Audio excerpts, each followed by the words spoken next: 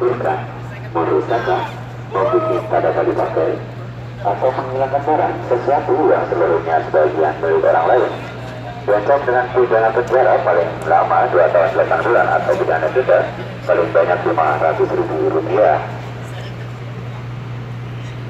Kami atas nama kita Dharma Lautan Utama, Nakoda dan segenap kru PMP Dharma Kencana 9 mengucapkan terima kasih atas kepercayaan Anda telah mengikuti pelayanan bersama kami. Kami akan senantiasa memberikan pelayanan yang terbaik dan mengantarkan Anda selamat sampai di tempat tujuan. Terima kasih atas perhatian Anda dan selamat berlayar. Semoga Anda menikmati pelayaran bersama PMP Dharma Kencana 9 dari